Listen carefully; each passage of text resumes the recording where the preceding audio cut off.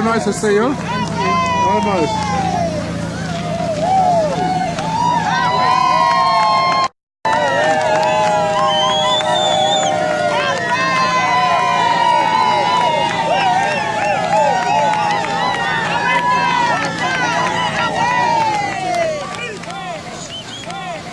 We saw a car flash past, and he then asked, "Who are these?"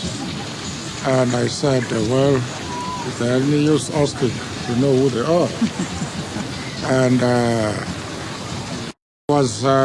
I just returned from military training, and I was very fit and young.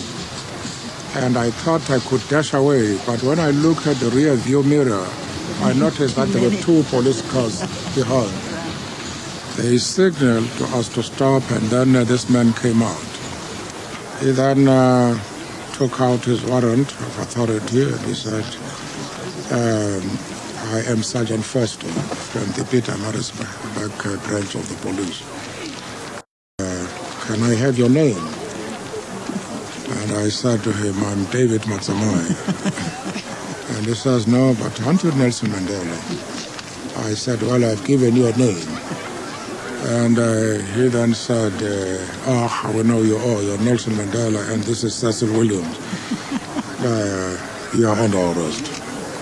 He was arrested somewhere just beyond Pietermaritzburg, and he was wearing a white dust coat and driving a bus, and the bus was Cecil Williams.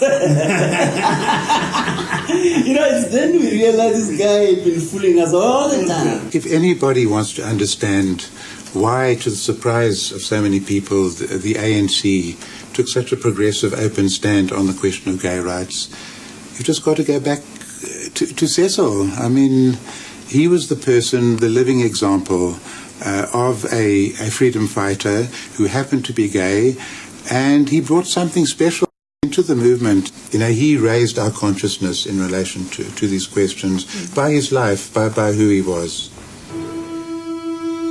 I contemplate death with complete equanimity. The only thing I would like is to make a speech at my own cremation. I would say, "I've had a wonderful life. I'm glad that I had the good sense to join the Communist Party of South Africa. Firstly, because it gave me a sense of the real purpose of life. Secondly, because it gave me an understanding of the motive forces in the history of mankind. And thirdly, because it brought me amongst the most wonderful people." I'd finish up by saying, "Thank you all. You've been absolutely marvelous." That's what I told my brother Bill a few days before I died.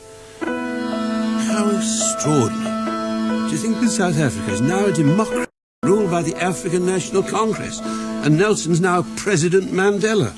Lord, we've become the very first country in the world to give constitutional equality to homosexuals. It's marvelous.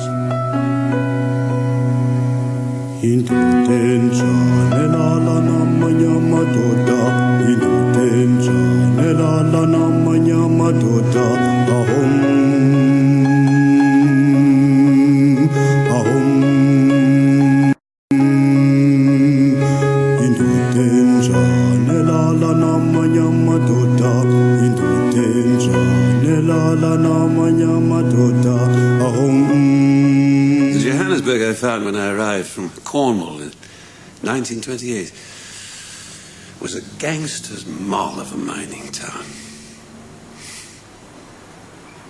On my way from the university, I used to linger in Joubert Park. I was quite taken aback when an older man struck up a conversation with me and invited me to his flat. Really?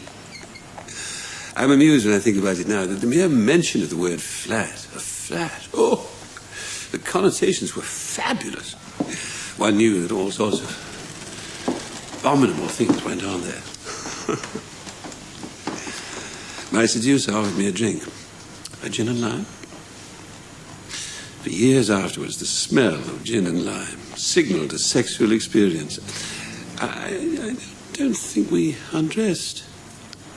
But lying there, I lost control of it to my intense embarrassment. I met Cecil at King Edward's. He was my English teacher. This would have been 39, 40, thereabouts. Cecil was a special kind of teacher. He wasn't just an academic. He didn't just know his English. He was very good at English. But he was also a very human being, a very civilized man. He discoursed on all sorts of subjects in classes. He made English very interesting. He was tremendously popular because he came like a breath of fresh air into a rather stuffy establishment. King Edward's was an institution. It was an establishment that produced the upper classes that ran South Africa in those days. He'd come in the morning.